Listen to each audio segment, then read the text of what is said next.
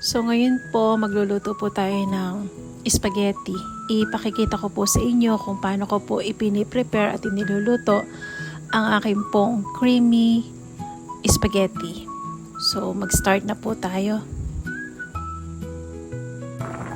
Ilalaga po natin yung ating spaghetti as per cooking instructions. So dito po inilaga ko lang po siya sa tubig na may konting asin, at nung natansya ko po na malambot na, hinango ko na po ito sa isang lalagyan at saka po natin itatabi para po mamaya.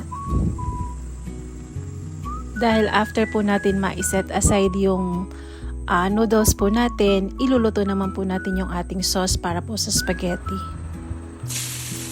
Mag-isa na po tayo ng bawang. So mantika po muna, sapat na mantika para po maluto po yung ating bawang. Dahan-dahan lamang po natin isasangkot yung bawang hanggang sa mag-golden brown po ito. Kapag nag-brown na po ang ating bawang, ilagay na po natin yung hiniwa po natin na pinong sibuyas.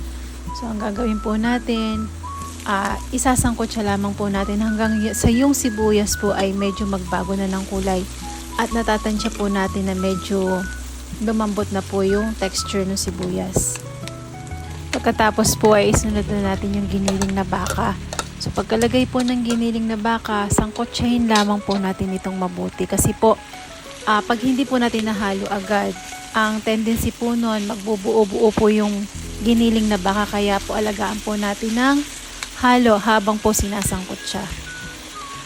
At isinunod ko din po agad yung ating giniling na baboy. Kasi po, mix po ng giniling na baka at giniling na baboy yung ating magiging panahog na pampalasa po sa ating sauce ng spaghetti. So makikita po ninyo, hinahalo ko pong mabuti at medyo dinudurog po natin kasi iniiwasan nga po nating magbuo-buo po yung ating panahog.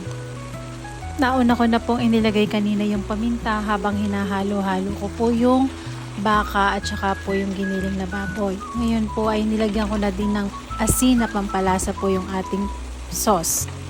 Tapos po ay sinunod ka na din agad yung ating pong carrots na hiniwa po ng pino. Hinalo-halo ko lamang po ito habang isinasangkot siya. Tapos po isinunod ko na din po kaagad yung ating bell pepper na hiniwa din po ng pino. Halos magkakasize lamang naman po yung pagkakahiwa ng ating mga nakalagay na gulay po para sa sauce ng spaghetti na ating niluluto. Ngayon po ay ilalagay na din natin ang hiniwa-hiwa po natin na hotdog. Kung mapapansin nyo po, yung size po ng hotdog ay medyo maliliit po dun sa karaniwang ipinapanahog po dun sa sauce ng spaghetti.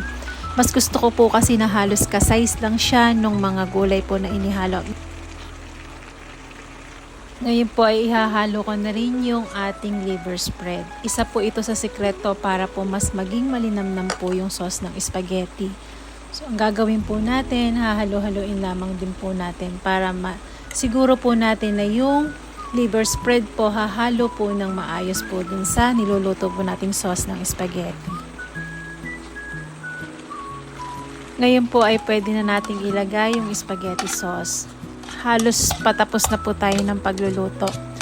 So dito po, pag nailagay na po natin yung spaghetti sauce, halo-haloin lamang po natin kasi mamaya tatansyahin po natin kung gaano ba karaming tubig yung dapat nating idagdag kasi po palalaputin po natin ito, pero kailangan po kasing lumasa muna lahat po nung inilagay na sangkap.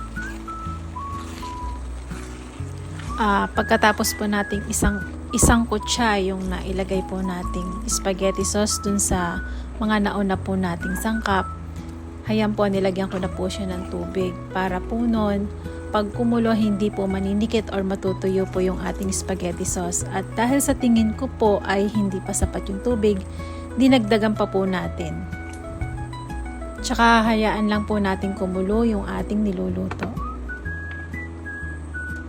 At habang pinakukuluan ko po yung aking spaghetti sauce, nilagyan ko din po ito ng pork cubes at saka po ng beef cubes para po mas lalong maging malinamnam at malasa.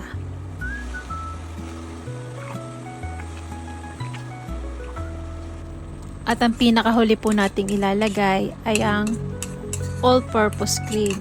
Isa po ito sa sikreto para maging malinamnam po yung spaghetti sauce. Kapag po kasi nilagyan natin ng all-purpose cream, talaga pong yung lasa po nung spaghetti sauce ay nag-iiba po. Nadadagdagan po siya ng linamnam.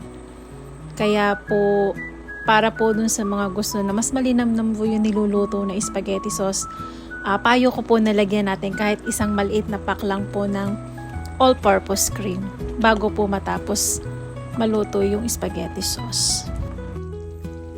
Heto na, okay na po yung ating spaghetti sauce. Maglagay na po tayo ng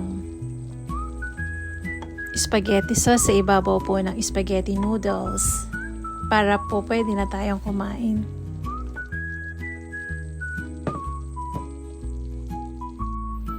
Heto na, luto na po yung ating creamy spaghetti.